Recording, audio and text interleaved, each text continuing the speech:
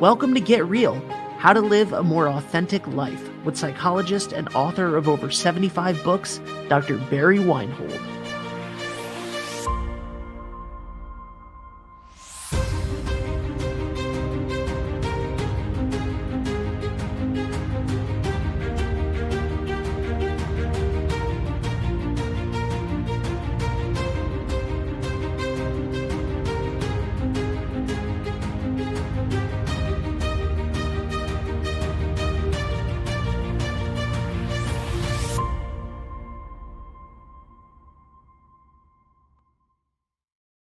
Hello, everyone. Welcome back to Get Real, How to Live a More Authentic Life with Dr. Barry Weinhold. My name is Ben Barber. I'm the producer of the show. And today we are talking a little bit more about Barry's past and some resolution to that. Dr. Weinhold, welcome back to the show. I'm so excited to be talking about that. But first, last week you opened with a story about your time in Ukraine. And we didn't mention it in that show. There was a link for how to get involved, how to donate in the description of that episode in the show notes. But you wanted to say a little bit more about that. So Yeah, let's start with that. it's a horrendous situation. There's about 11 million refugees. About 4.5 of them have left the country, and over maybe almost 2.5 million went to Poland. But you can imagine just overnight, 2.5 million people showing up who have no place to stay, nothing to eat, no jobs, nothing. And the Polish people have just opened their homes and their hearts to the Ukrainian refugees. It's a heartwarming story that many people don't even know much about. And one of the people who's trying to bring awareness to that is Sean Penn. And he has an organization called corerecovery.org that is in Poland right now. And they have, I think he said, somewhere around 200 volunteers that are working in Poland to just help the Polish people with the refugee problem, which I think is really one of the other parts of the war that we don't hear a lot about. But and I know other people in Warsaw who are dealing with this problem. I met a young woman, or not a young woman, an older woman who is organizing a humanitarian effort to find housing for the refugees from Ukraine who are coming to Warsaw. And there are over 1 million refugees in Warsaw alone. And it's only a city of maybe 3-4 million. And to imagine suddenly have 1 million new people just show up overnight must be a horrendous kind of burden to deal with. But they're doing a good job with a lot of help. And I mean, they need as much help as they can get, because that's probably one of the most important parts of the war, is how these people who fled and left, often women and children, leaving their husband and father behind to fight just to save the lives of save their lives. And they're now in other countries, and it's and I know some of the people involved in that too, and some of my colleagues are working in that realm. So I remember one of my colleagues, I just want to share this quickly. He's a therapist, and he said, all my life I've been a peace lover. I've tried to teach my clients how to live peaceful and authentic lives. And he said, now I want to kill Russians. What's wrong with me? So I sent him back a long reply to that to support him with, those are natural, normal feelings, because they're wired into us as men to be protective of those we love. And he's protective of not only of his family, he has a wife and daughter, but also of his country. And naturally, he'd want to fight and kill Russians who are now threatening that. And that's a survival mechanism that's wired into all men. And so I gave him a lot of support. He sent back a short thank you. So he's doing fine, although he did enlist in the military. But he was turned down because of a physical disability. So he said he'll be one of the last ones they call.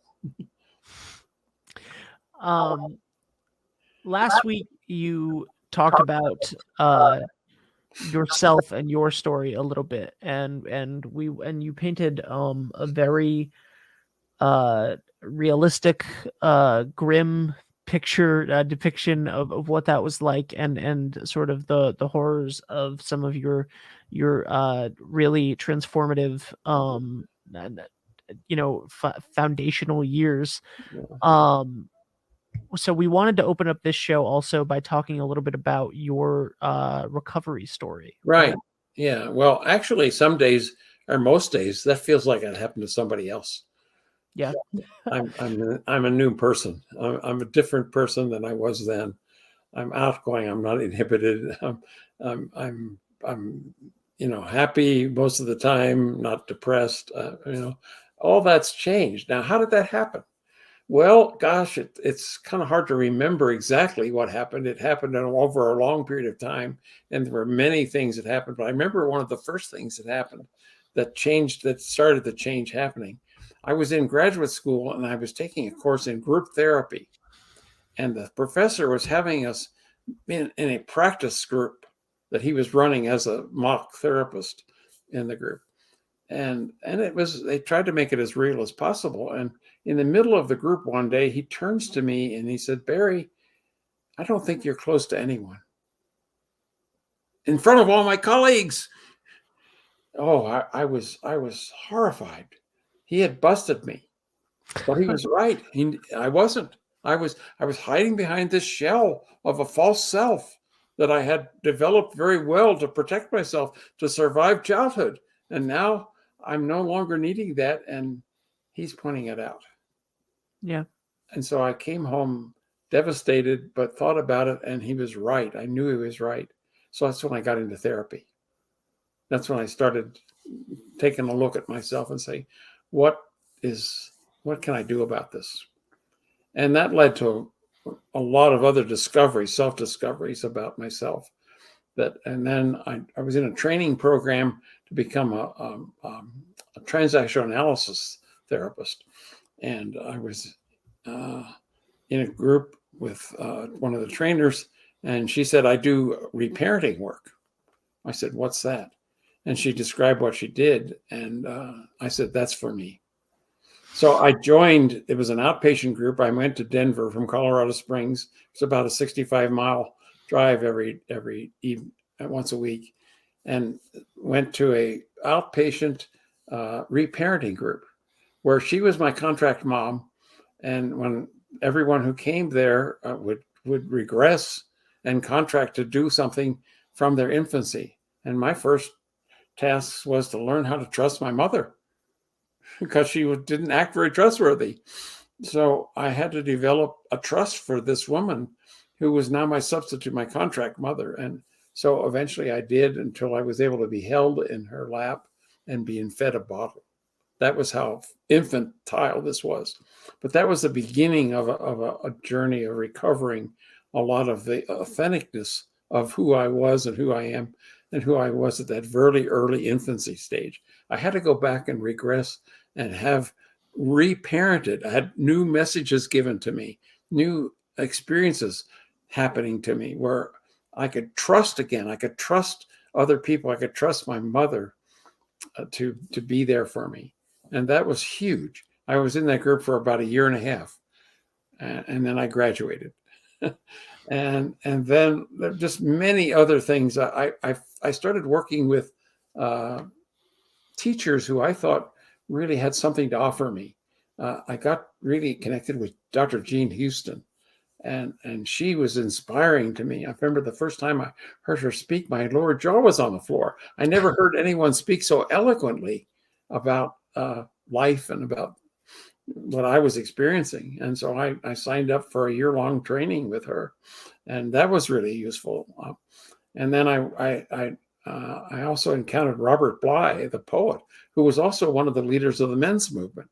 He and James Hillman, the Jungian analyst, and Michael Mead, the storyteller, all came to Boulder very frequently and did workshops. And so I attended on many of those. And they were hugely successful in terms of helping me find who I was as a man. And then I had a tremendous loss in my life. My wife Barbara was killed in a skiing accident. And I had to deal with grief. I had to deal with the dark night of the soul. And it took me so deep inside, and so much that I had learned had to now be utilized to survive and thrive this loss. And so that while it was a tragic event, it brought to me resource. It helped me develop or bring forth resources I didn't even know I had. I mean, there were times I wanted to die after her death. I thought, why did I not die with her? But I survived, and I not only survived, but I thrived. And so it's been life and the incidents that had happened to me and what I did with them that really has shaped who I am today. And I haven't had great wealth or anything like that, but I've had health, good health, which is probably about the best blessing anyone can have. And then I've had the luck of having good teachers and good therapists and people who really cared about me.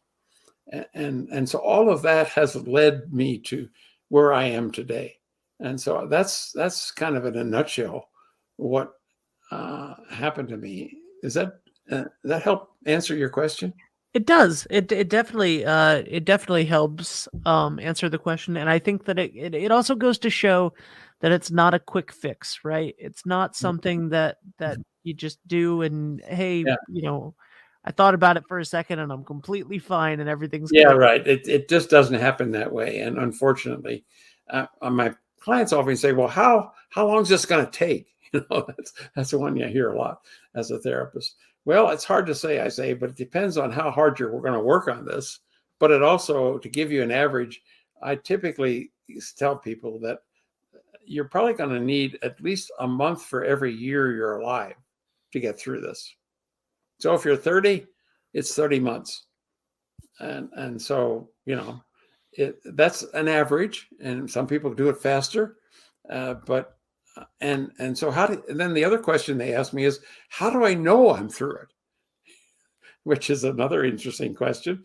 And so the answer I usually come up with is, you're through your issues when you can ask for what you want from other people in such a way that they're absolutely delighted to give it to you.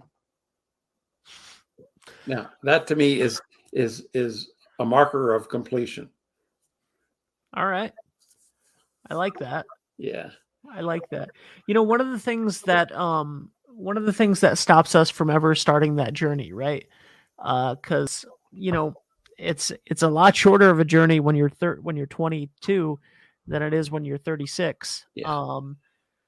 Literally like an entire year of your life of not having to deal with it. But in addition to the 12 years, in addition to the extra 14 Yeah. years that you did that. But what one of the things that stops us from doing that is shame, right? Yeah. That is one of the things that I have to almost deal with this with every client I see. And first of all, I ask them, have you ever been in therapy before when I see them? And most of them will say, yeah. I went to see this therapist when I had some crisis or something in my life. And I said, did they give you a diagnosis? And if they say yes, I say, I'm sorry. Because what they just did by giving you a diagnosis was they confirmed that there's something wrong with you. And I'm here to tell you there's nothing wrong with you. So what I try to do is really get people through the shame barrier, which shame is different from guilt. Guilt is I did something wrong. Shame is there's something actually wrong with me. And if you're dealing with shame, it's pretty hard to change that. And so I work very diligently with my clients to help them get through their shame barrier.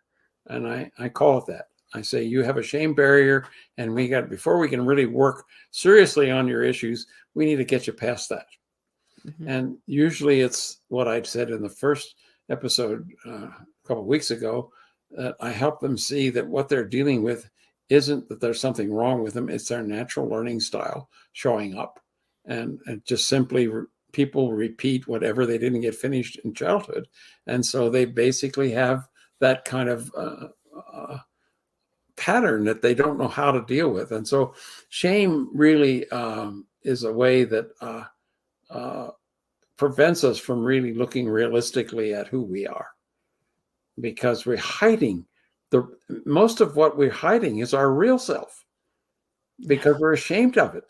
And I try to help people see that that's not the part that you should be even ashamed of. It's the part you should be joyfully embracing. And so that's where it really messes people up and reverses the whole process. Because so the other thing that's important to know about that is that our beliefs are what drive our behavior. Whatever we believe, we will act out in our behavior, or even in our thoughts and our actions, what we say and what we do.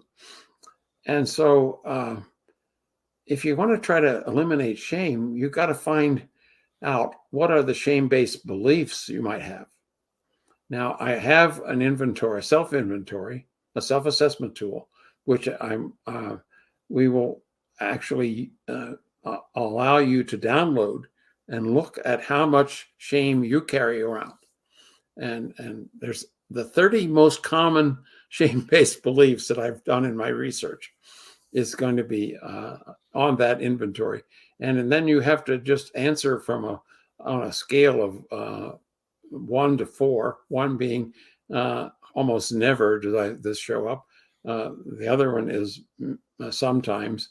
And then the third one option is usually, and then the fourth one is almost always.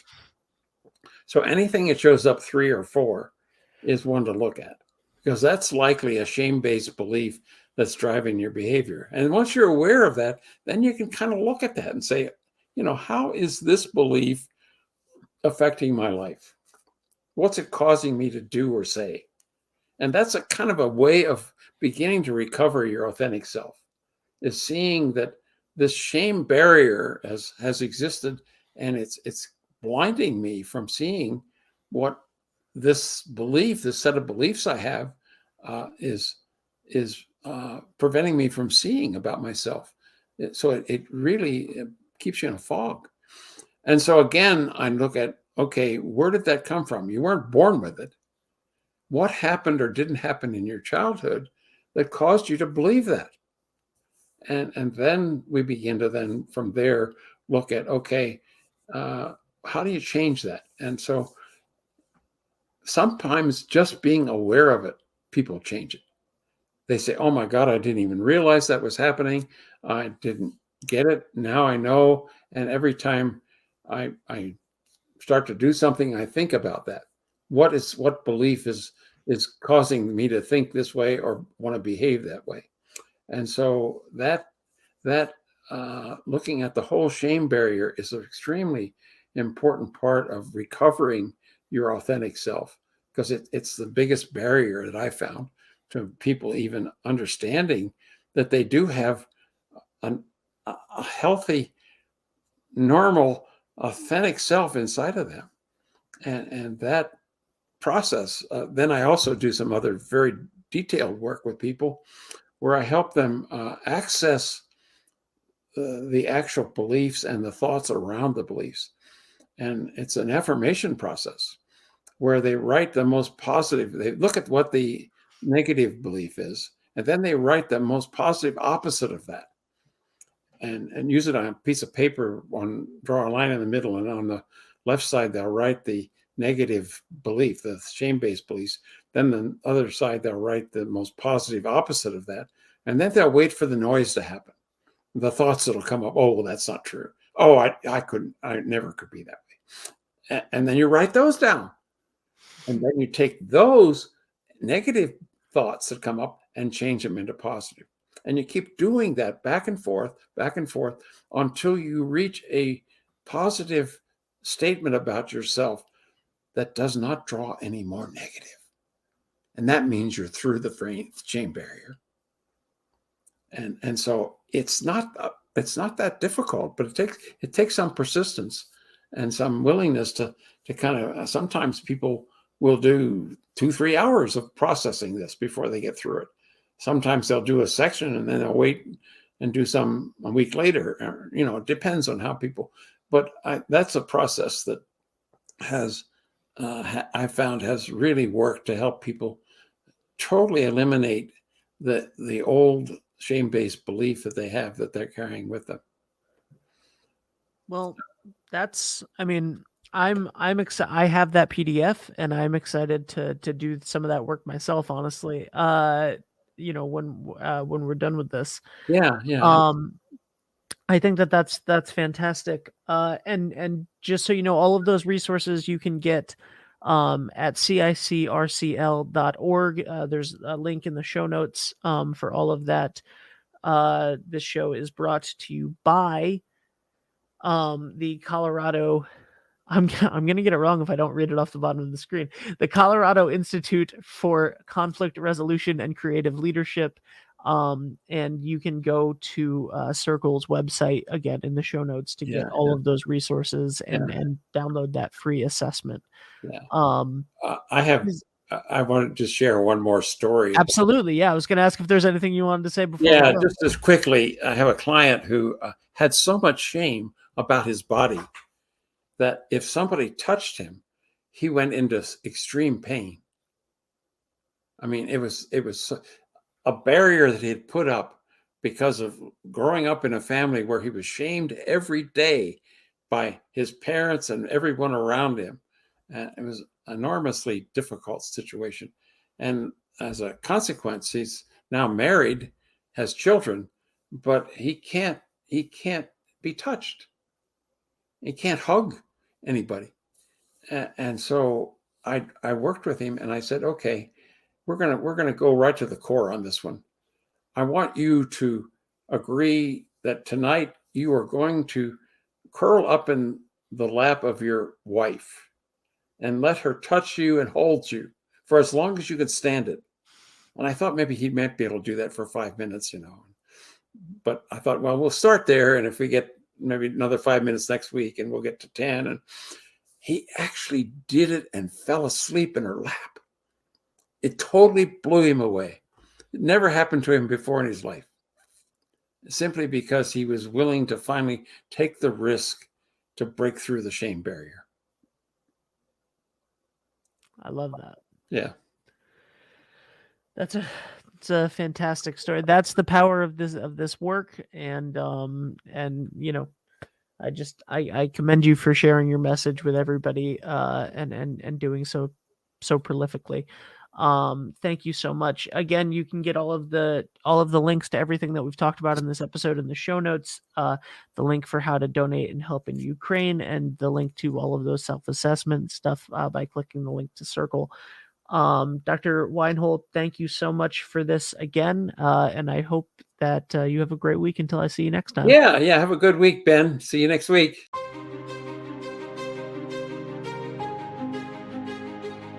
For more information, please visit the Colorado Institute for Conflict Resolution and Creative Leadership at cicrcl.org or click the link in the show notes.